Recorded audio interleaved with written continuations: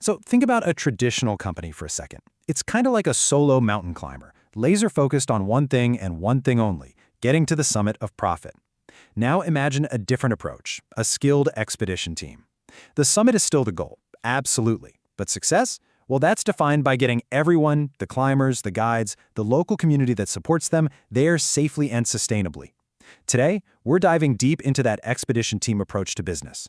We're going to look at the map, the gear, and the new rules of the climb that are literally reshaping the entire corporate world.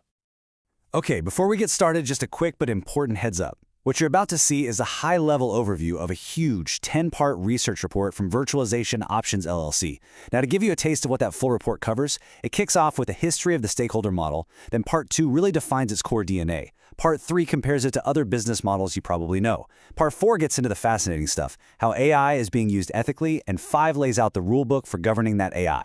Then the second half gets into building AI skills across the company, spotting these models in the wild, the new legal rules, and this is a big one, before finally weighing the challenges versus the benefits and looking at the future of business. So yeah, we're hitting the highlights today. But just remember, this isn't legal advice and it comes with no warranty.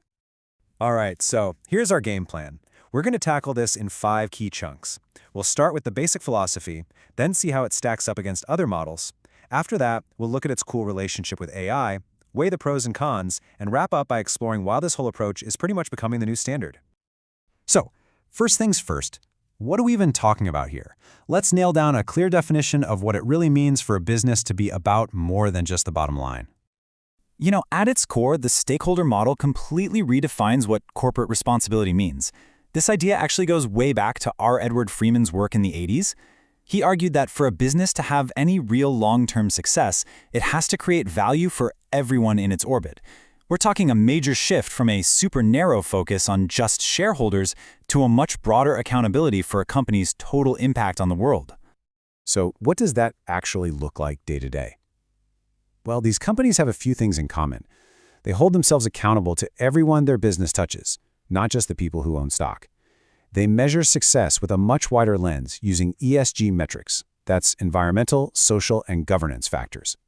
And this is critical. They are all about long-term sustainability and being transparent, instead of just frantically chasing short-term quarterly profits. Okay, so if this is one path up the mountain, what about the other routes? Let's see how the stakeholder model really stacks up against the ways of doing business that we're all a bit more used to.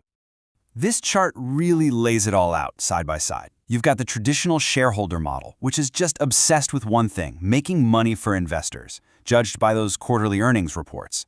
Then you have the customer value model, which widens the view a little bit to focus on keeping customers happy. But the stakeholder model, man, it is playing a completely different game. The main goal here is creating shared value by carefully, thoughtfully balancing the interests of everybody involved. All right, now for a really modern twist. I mean, you can't talk about business in the 21st century without talking about artificial intelligence. So, how are these forward-thinking companies using AI not just to make more money, but to build a better, more conscious business for everyone? And listen, this is not science fiction. It is happening right now. Companies with a stakeholder mindset are using AI to analyze workforce data to actually predict employee burnout and improve safety on the job. They're making sure their customer-facing AI is transparent, not manipulative.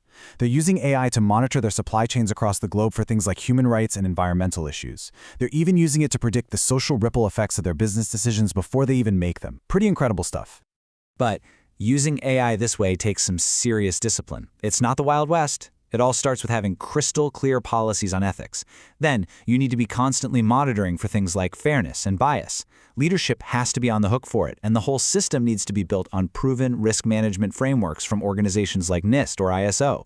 This isn't about winging it. It's about building a structured, repeatable process for doing AI the right way. And here's what's really crucial. In these companies, AI is not some mysterious black box that only the tech team understands.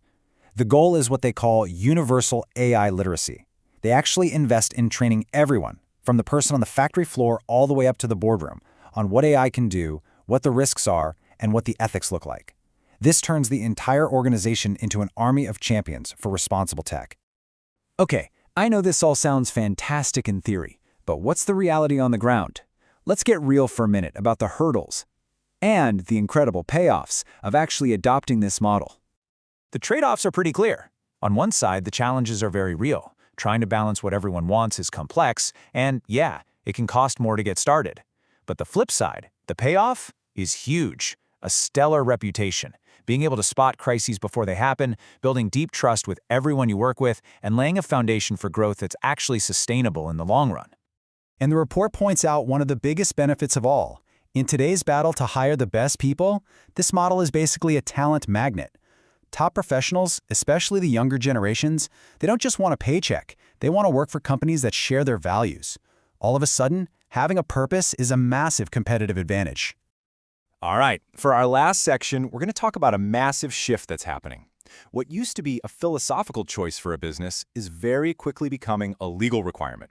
The future of the stakeholder model is, well, it's mandatory. Yep, governments are finally stepping in. Over in Europe, there's this new directive, the CSDD, that now forces large companies to find and fix human rights or environmental problems in their supply chains.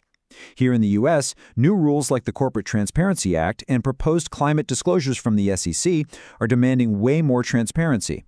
The message from regulators is loud and clear. Accountability is no longer optional. This timeline shows you exactly where we're headed. Regulations are only going to expand. AI governance is going to become standardized. Technology will make ethical AI even easier to pull off. And all of this is going to lead to deeper, more meaningful engagement with every single stakeholder. These trends aren't separate. They're all converging to make this model the new normal. So, what's the big takeaway here? Success in this new world really boils down to these 5 things. You need real, authentic commitment from the top, governance that's built in, not bolted on, and actual engagement with people. But more than anything, it's about creating a culture that's always learning and is radically transparent. It's not a checklist you can just tick off. It has to be baked into the company's DNA. And all of this leaves us with a final question to chew on. For more than 100 years, profit has been the undisputed summit. It was the only peak that mattered. But as we've seen, the stakeholder model is asking us to look at the entire mountain range. It suggests that how you climb and who you bring along with you matters every bit as much as just reaching the top. The question for businesses is no longer if they'll have to answer this, but how.